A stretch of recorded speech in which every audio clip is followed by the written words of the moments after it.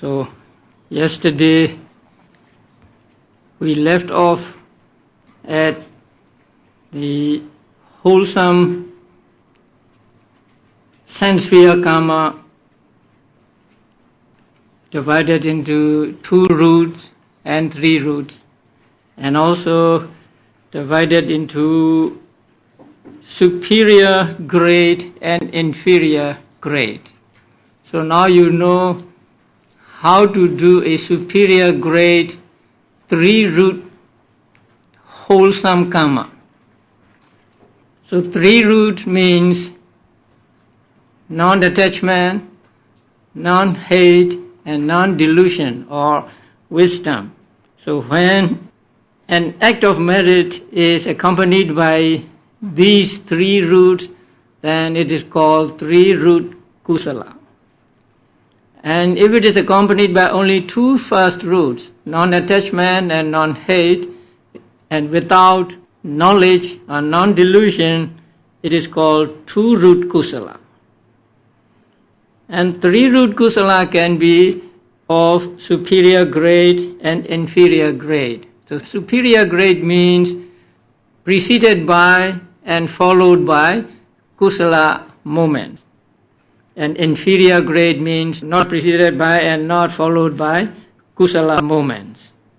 So we have 4 kinds of karmas now. 3 root superior, 3 root inferior, 2 root superior, and 2 root inferior. As to the results, there are 3 root results, 2 root results, and no root or rootless results.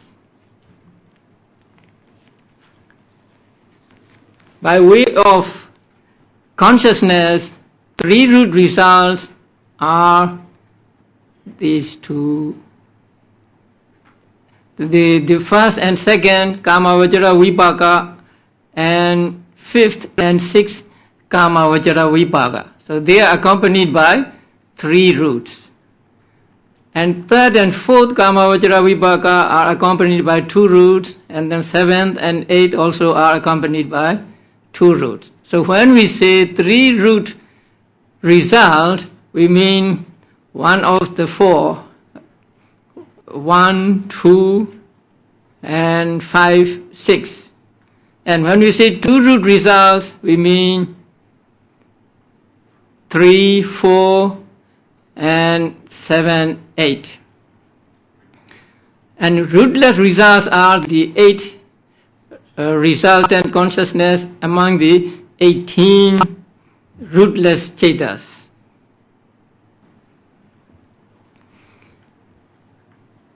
That is with regard to Kamma Vajra Kusala.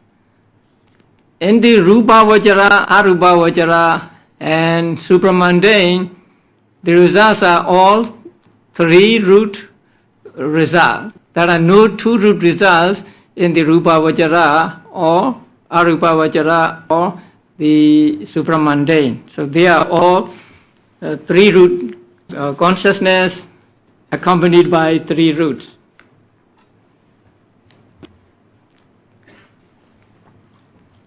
Please turn to page 212.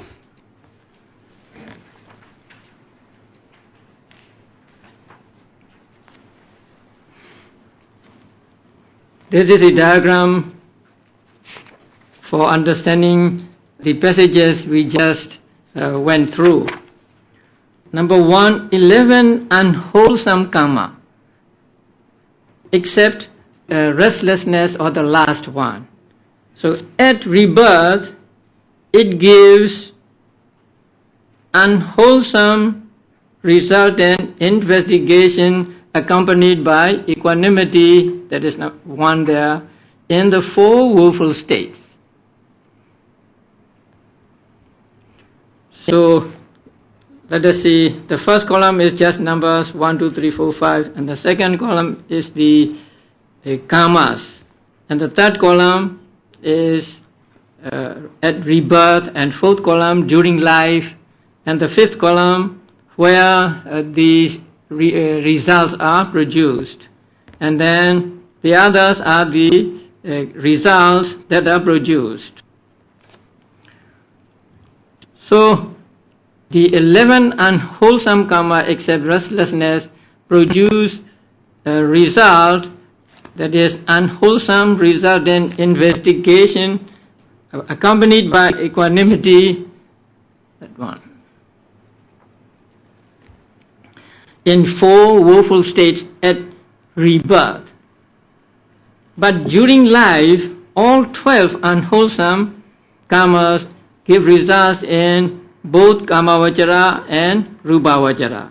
When they give results in kamavachara, they give the 7 unwholesome resultants in the 18 ahituka or rootless chetas. And when they give results in the fine material sphere or rupavachara, only 4, because there are no nose, tongue and body consciousness in Brahmas.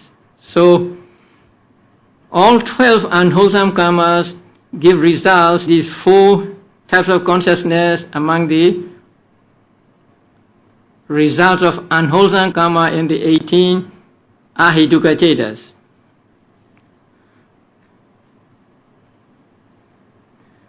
Now, 3-root superior wholesome. Now, 3-root superior wholesome give results at rebirth in the 7 blissful kamavachara. That means the human beings and 6 celestial realms. So, in those 7, it gives a result. Only 4. Great resultants associated with knowledge. That means 1, 2, and 5, 6 of the kamavachara vipaka. 1, 2, and 5, 6. And during lifetime, in all 11 realms of kamavachara, they give 8 resultant consciousness as results. So these 8 are, let's say first these from the ahituka and from the kamavachara. So altogether they produce 16 resultant consciousness in 11 kamavachara realms, and in fine material realms only 5. And 8 and 13 you have to strike out. It's a mistake. So instead of 13, please enter 5.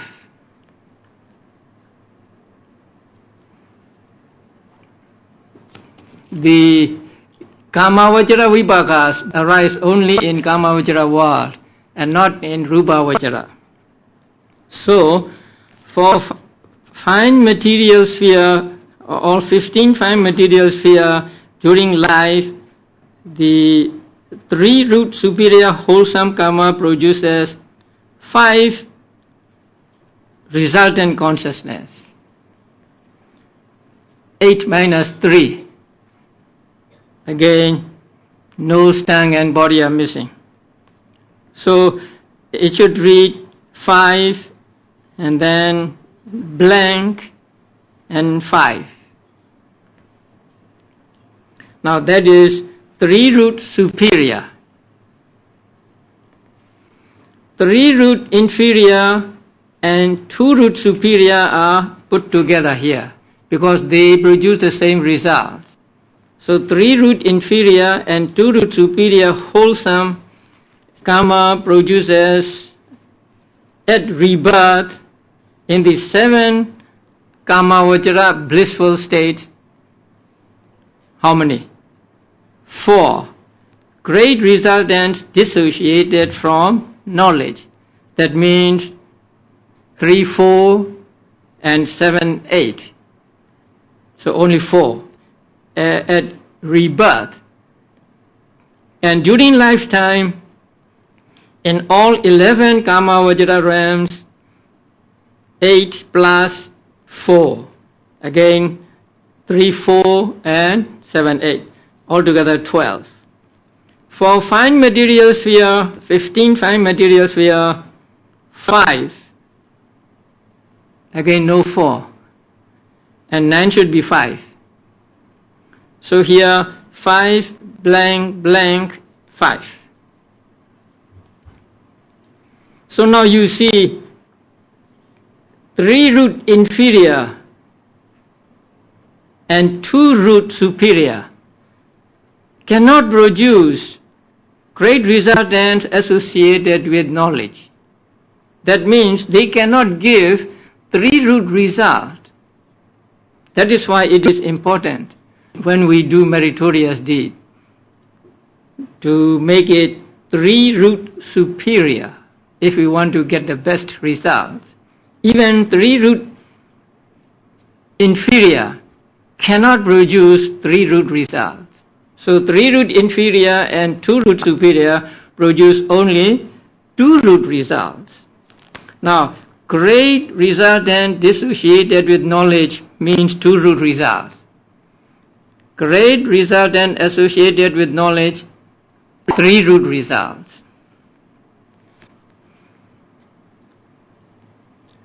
And then 2 root inferior. So 2 root inferior at rebirth to human and gods, Chatumharajika realm only. So in these 2 realms, they produce only 1 at rebirth, and that is wholesome resultant investigation accompanied by equanimity. This one. And in all 11 Kamma Vajra realms, during life, they produce all 8 ahituka results. So they cannot produce even 2 root results. Because they are 2 root inferior, they have no power to produce 2 root results. So there are only rootless results for them. And for fine material sphere, again, only 5.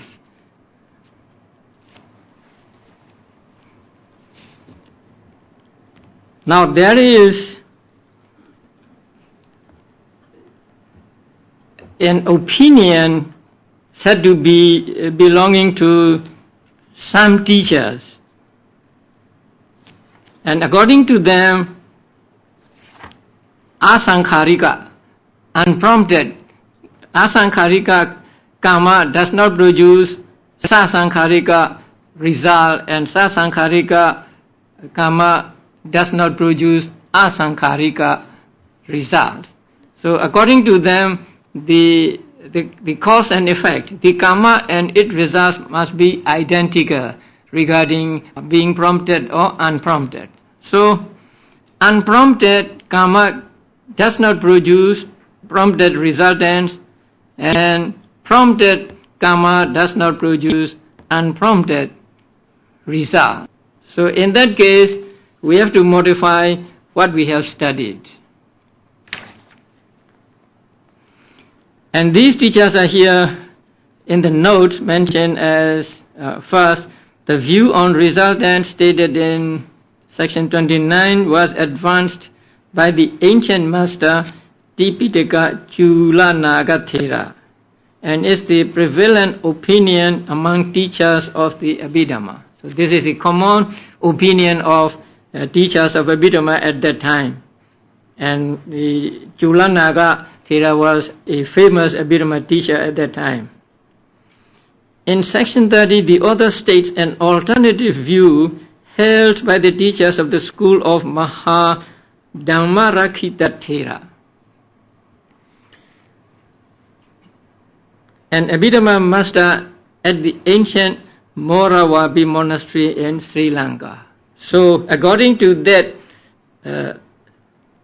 scholar, the unprompted karma does not produce prompted resultants and so on. Because his opinion was that the image of your face on the mirror must be exactly the same as your face. So they must produce the exact equivalent or express image of themselves. And so asankhara, unprompted karma produces unprompted, and prompted karma produces prompted results. So their opinion is given in table 5.5 on page 216. So first superior and first inferior two, they are unprompted. And then second superior and second inferior, they are prompted. So two are unprompted and the next two are prompted. The same with third superior and third inferior are unprompted. Fourth superior and fourth inferior are prompted.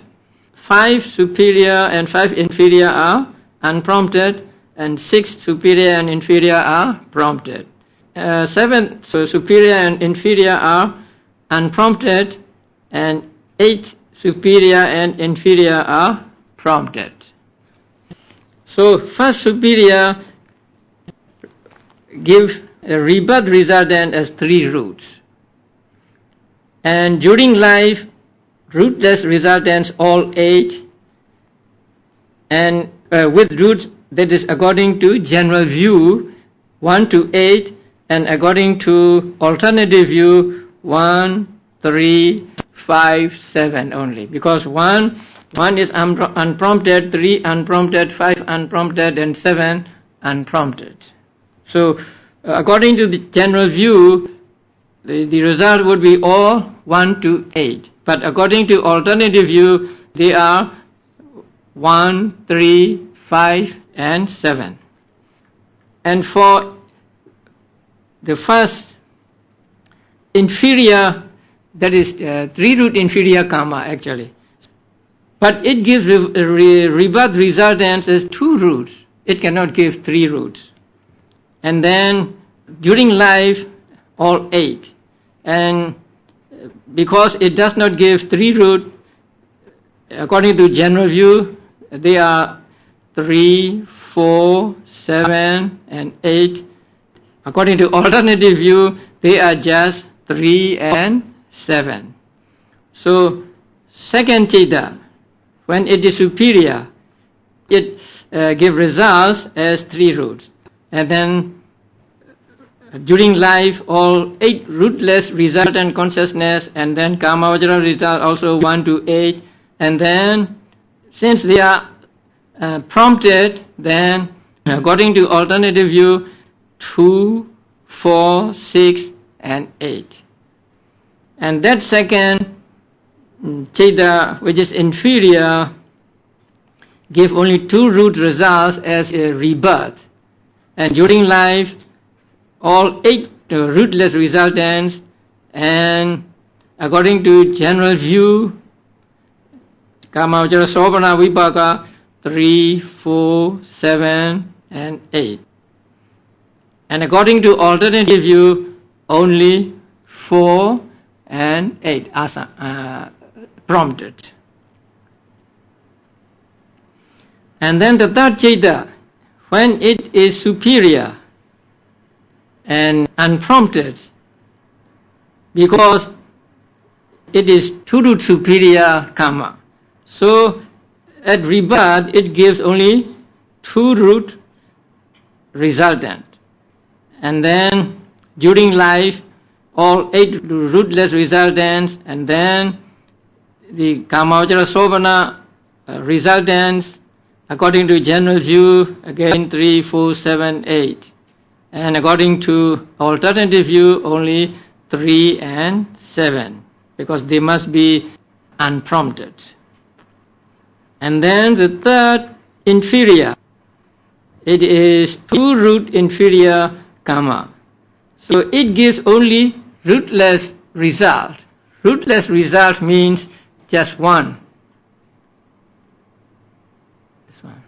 And then during lifetime give all 8 rootless resultants, but no Kamavajara Sobhana resultants, according to general view and also according to alternative view. And then the fourth Jeta. Fourth Jeta is two root, right? So two roots superior, and it is prompted. Since it is two root superior, it gives two root result at rebirth, and during lifetime all 8 rootless resultants. As to the Kamavajara, it gives 3, 4, 7 and 8, which are prompted, and let me see, 3,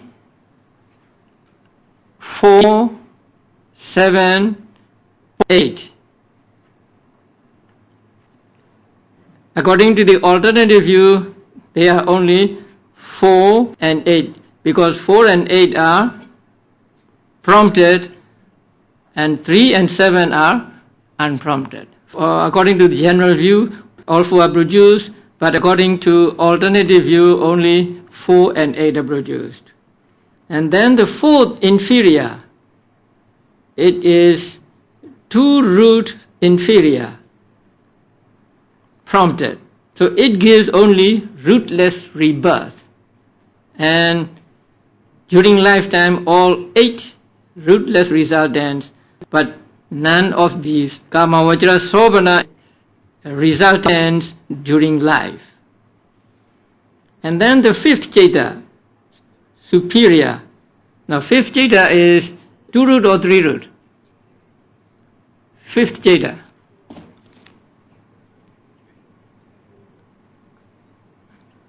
Two root or 3 root? 3 roots, right? So it is 3 root superior. Since it is 3 root superior, it gives 3 root rebirth resultant. And then all 8 rootless resultants, and also 1 to 8 Kamavajara Sobhana resultants according to general view, and 1, 3, 5, 7 of the Kamavajara Sobhana resultants according to alternative view. Again, fifth, inferior. Since it is inferior, it produces only 2 root rebirth, and during lifetime all 8 rootless resultants, and then according to general view 3, 4, 7, 8 of the Kamavajara Sobhana resultants, and 3, 7 of the 2 root.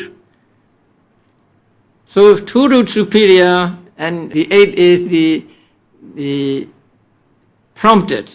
So since it is 2 root superior, it can give only 2 root rebirth resultant.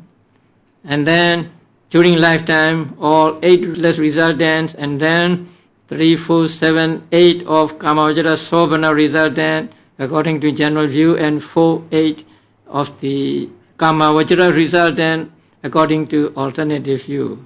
Now the last one, 8, again, now it is inferior. Since it is 2 root inferior, it cannot give 2 root results, so it gives only rootless rebirth resultant. And during lifetime it gives only 8 rootless resultants and none of the Kamavajara Sobhana resultants. So this table shows in detail the results of all 8 Kamavajara Kusala divided into superior and inferior, and also prompted and unprompted, and also according to general view and according to alternative view. That means alternative view is upheld by just some teachers only, and they are not well accepted by all teachers. Now the name of that teacher who held the alternative view is here given as Dhamma Rakhita Thera. And there is an end note number 4. So when we look at the end road number 4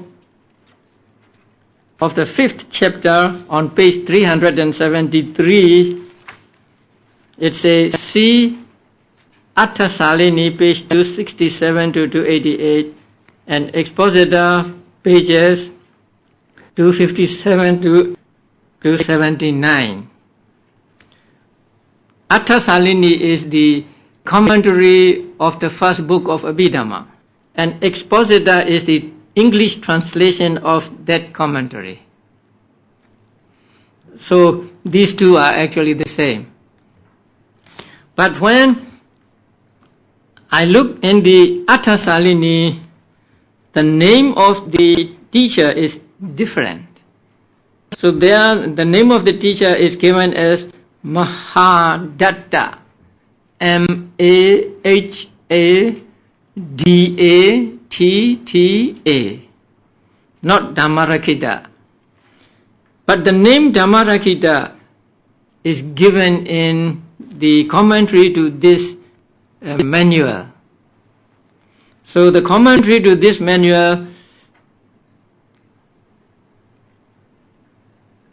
gave the name Dhammarakkhita of the teacher who held this alternate view, but in the original, let us say original, in the commentary to the first book of Abhidhamma, that commentary was written by the Venerable Buddhaghosa. So in that book, the name of the teacher was given as Mahadatta. And so we must take name Mahadatta to be a correct name.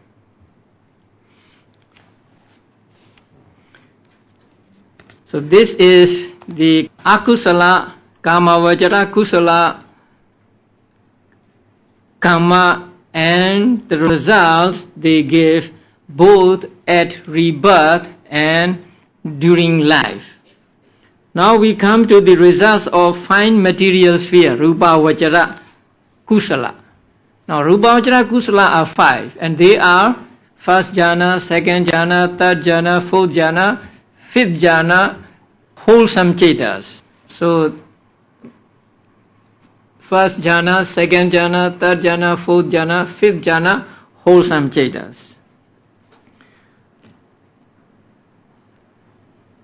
When first jhana is developed to a limited degree, then the beings are reborn into the Brahma's retinue.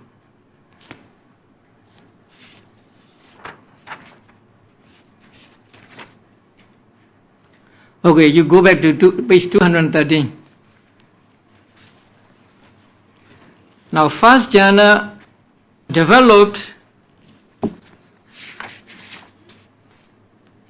to a limited degree. Inferior means developed to a limited degree, and medium means developed in a medium degree, and superior means developed in a superior degree.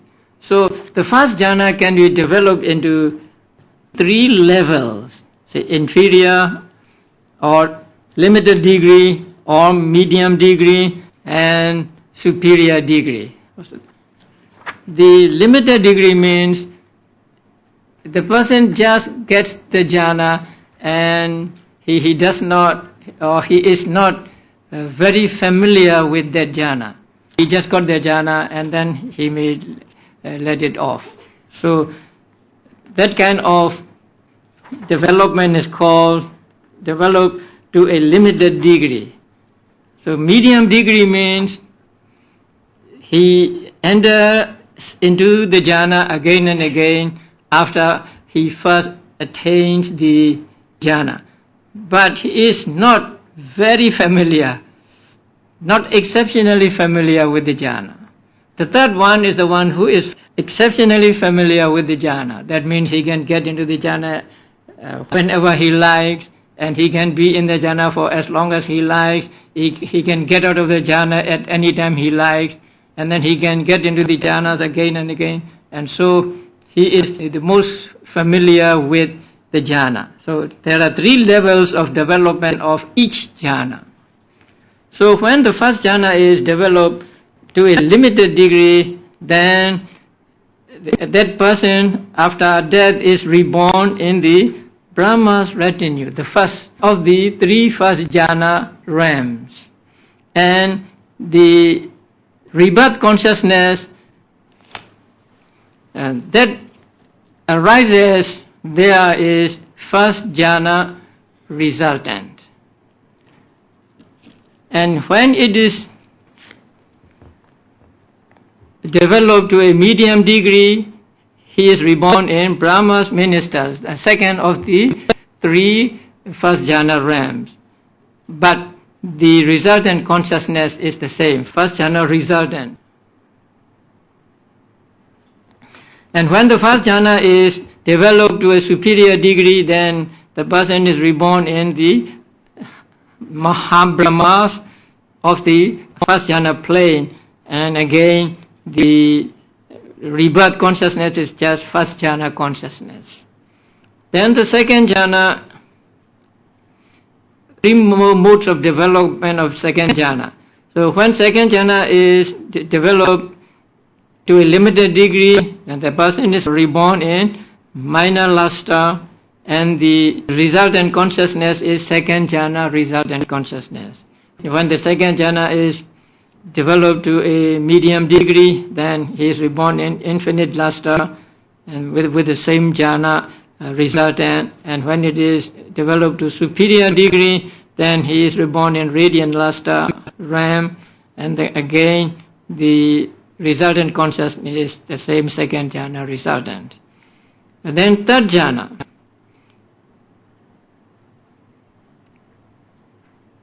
When it is developed to a limited degree, then the person is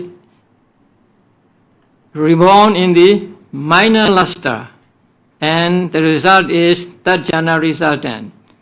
And when it is developed in a medium degree, then infinite lustre, the same, and the third jhana with third jhana resultant. And when it is developed to superior degree, again in the radiant lustre he is reborn, and his rebirth consciousness is the third jhana resultant consciousness. Now, as you know, there are 5 jhanas, but the planes are only 4. Second and third we take as one here, and so whether the second jhana or it is third jhana, when it is developed to a limited degree, then the person is reborn in minor lustre and so on. Then the fourth jhana, when it is developed to a limited degree, then the person is born in minor aura, and the rebirth consciousness is fourth jhana resultant. And when it is developed to a medium degree, then rebirth in infinite aura, and again the fourth jhana resultant consciousness is the rebirth consciousness. And when it is developed to a superior degree, then a person is reborn in steady aura and with fourth jhana resultant consciousness as rebirth consciousness. Now, fifth jhana, when it is developed in a normal way, then a person is reborn in great reward, and his rebirth consciousness is fifth jhana resultant consciousness. When this fifth jhana is developed to arouse dispassion for perception, then that person is reborn in the realm of non-percipient beings. That means no mind beings, mindless beings. And so for him there is no rebirth consciousness. Since there is no consciousness in that realm, there is no rebirth consciousness. And since there is no rebirth consciousness, there is no bhavanga and no death consciousness. And then fifth jhana of non-returner. So non-returner means anagami. So when an anagami attains a fifth jhana, then he will be reborn after his death in the pure abodes. How many pure abodes are there? 5. In one of the pure abodes he will be reborn, and his rebirth consciousness is fifth jhana, resultant consciousness. Then number 13, base of infinite space. That means the first arupavachara jhana. So persons who attain the first arupavachara jhana are reborn in the first arupavachara realm, having the same name, infinite space, akasananchayatana. And their rebirth consciousness is first immaterial sphere resultant. So this is the first immaterial kusala.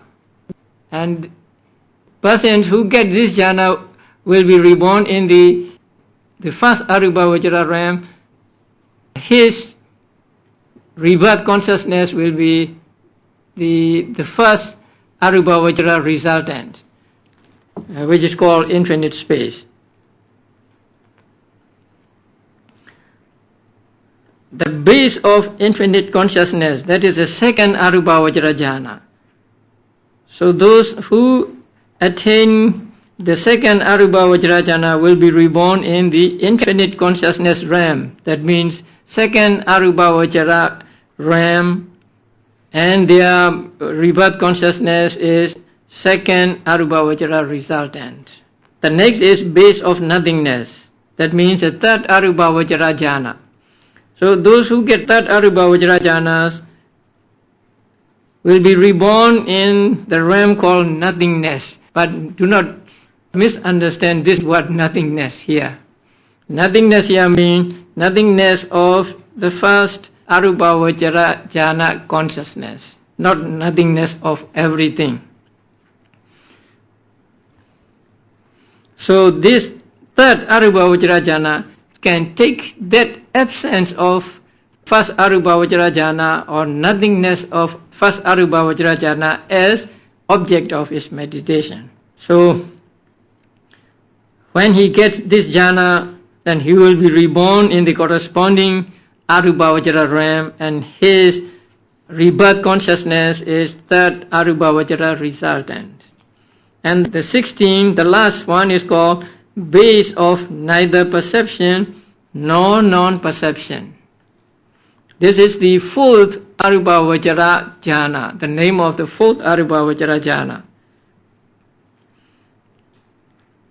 So when a person gets this jhana, then he will be reborn in the realm called by the same name, neither perception nor non-perception. That means in the fourth arupavachara jhana realm, and his rebirth consciousness will be fourth arupavachara jhana resultant. So since you know that in one life, rebirth consciousness, bhavanga consciousness and death consciousness are the same, the identical one. So when we say a type of consciousness is rebirth consciousness, we also mean that it is also the bhavanga consciousness and death consciousness. So that means, let us say, for the first jhana attainer. So first jhana attainer dies here, and then he is reborn in the Brahma retinue, and his rebirth consciousness is first jhana resultant. Then all through his life as a Brahma, the bhavanga moments will arise, and all the bhavanga moments are also first jhana resultant. And then at the end of life he will die, and when he dies, he will die with the same first jhana resultant consciousness. So the first jhana resultant consciousness will function for him as rebirth, bhavanga and death consciousnesses.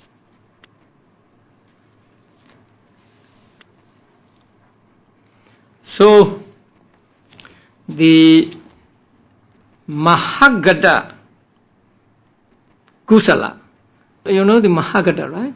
Is there Mahagata there? Yeah. So Mahagata means Rupavachara and Arupavachara. So the conclusion in the manual says, thus sublime merit, that means Mahagata Kusala, determined according to planes, produces similar results, both at rebirth linking and in the course of existence. Now, the difference between Kamma Vajra Kusala and Mahagata Kusala is that Kamma Vajra Kusala gives both similar and dissimilar results. So Kamma Vajra Kusala 8 produce these 8 Kamma Vajra Vipakas and also these 8 Ahituka Vipakas. So they have both similar and dissimilar results. But the Mahagata Kusala, Rupa Vajra Kusala and Arupa Vajra Kusala, they have the identical results. So first jhana Kusala producing first jhana Vipaka and so on. So the sublime merit of Mahagata Kusala produces similar results both at rebirth and in the course of existence until the moment of death. So this is the Kamma and its results. Now you know which Kamma produces which result. And so it teaches you that if you want a particular result, then you must acquire the particular Kamma that will give that as result. So if you want to be reborn as 3-root person, then you have to do a 3-root superior Kusala, no 3-root inferior or 2-root. That is why it is important that whenever we do merit, we must do it with seriousness. And we must think about the law of karma, and also we must see to it that it is preceded by and followed by kusala movements. So when we take care of that, then we can be sure that we will be reborn as 3-root beings in our future lives. Whatever merit you do, you should do with this in mind. You should do it with seriousness and with understanding of the karma and its results and so on. So when you do it this way, even a small act of merit can give you abundant results. It is said in the books that just by offering a single flower to the Buddha, one will not be reborn in woeful states for millions of lives. So that is possible because when you offer a flower, it takes some time. As you know, in 1 second there can be billions of thought movements, and so there are billions of chetanas or billions of volitions arising, and these volitions each give the rebirth result. And so we can accept that just by offering a flower to the Buddha, the abundant results can be produced. So in order to make our kusala productive of abundant results, productive of high class results, then we need to do the kusala to become a high class kusala. So high class kusala means 3-root superior.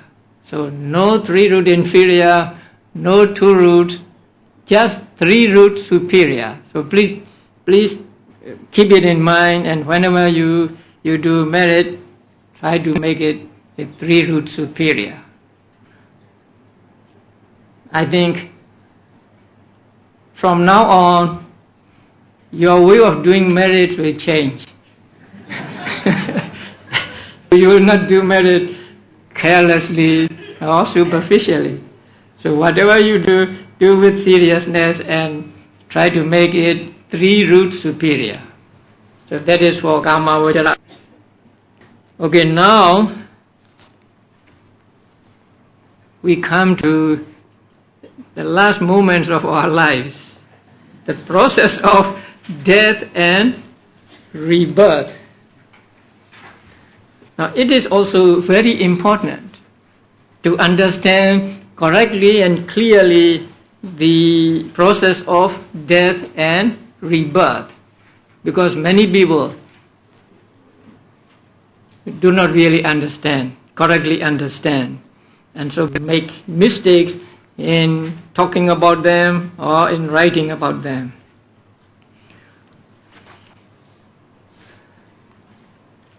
First, the manual gives us 4 modes of death. 4 kinds of death, let us call. So on page 220 you will find that. That is through the expiration of the lifespan.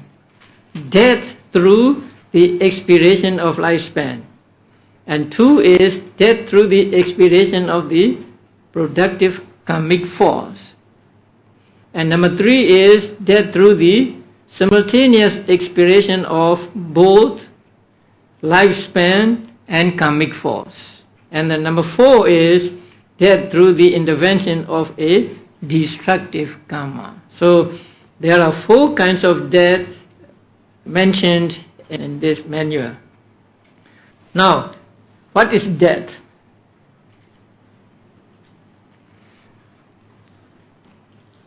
Normally we understand death is end of one life.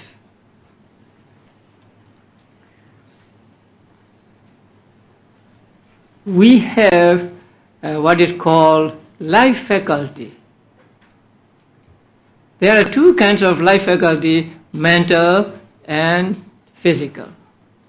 So both are working in our body and mind when we are alive. So when we die, they disappear, they cease. So death is defined as the cutting off of life faculty that belongs to one life. Now there are other kinds of death also. Momentary death. Now momentary death means every moment we are dying. Don't be afraid. Every moment we are being reborn and we die, and we reborn and die, reborn and die. So that is called momentary death. But here we don't mean momentary death, but we mean death according to convention. That means the end of one life. The cutting off of the life faculty that belong to one life. So the end of one life is called death for the purpose here. And so there are 4 kinds of death, and one kind of death is through the expiration of the lifespan. Now you have studied the lifespan of different realms. For human beings there is no age limit, but for devas and brahmas there is lifespan. So when a person dies at the end of lifespan, then he is said to die through the expiration of lifespan.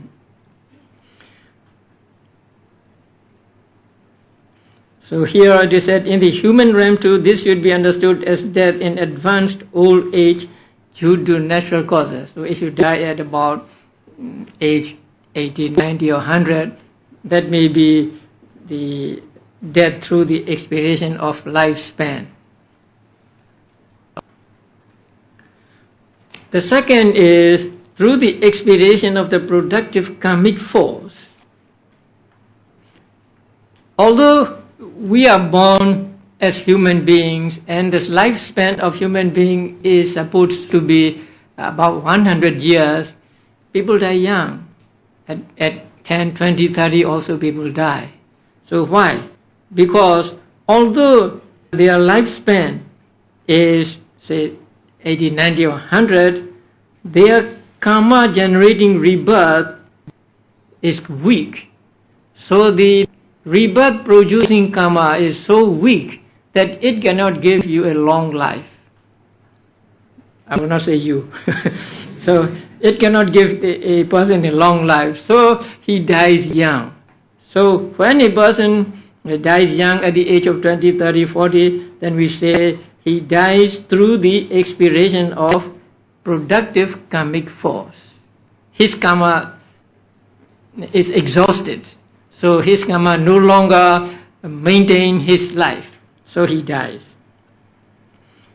And the third one is through the expiration of both lifespan and karmic force.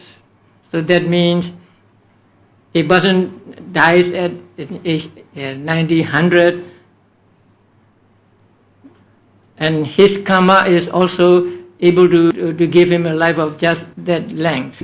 So when a person dies in that way, he is said to die through the expiration of both lifespan and karmic force. Now there is one more mode of death, and that is through the intervention of a destructive karma, through accident. This is a term for the death that occurs when a powerful destructive karma cuts off the force of the rebirth generating karma even before the expiration of lifespan. So some people die before the expiration of lifespan, some sudden death. So they are said to die through the intervention of a destructive karma.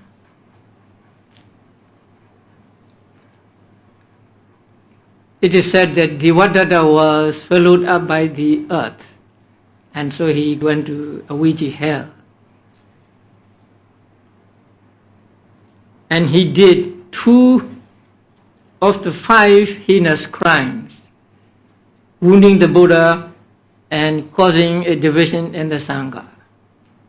So that wounding the Buddha and causing the division in the Saṅgaha is here a destructive karma. So because of that destructive karma, his life is cut short and he was swallowed by the earth. Now the first 3 types of death are known as timely death, kala marana, and the last as untimely death, akala marana. So death at a proper time and death at an improper time.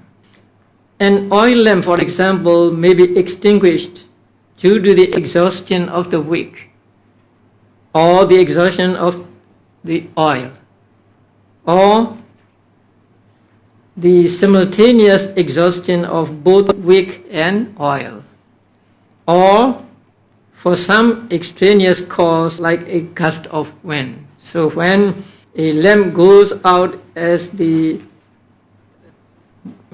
because of the gust of wind, then its death is caused by destructive karma or something like that. So this is an example to remember these 4 kinds of death. So exhaustion of the wick, exhaustion of the oil, exhaustion of both, and then going out through due to a gust of wind. So with one of these, everybody has to face. So at the end of our lives, we will come to death, and we will come to death for one of these reasons. And what happens when a person is about to die is explained in the following passages.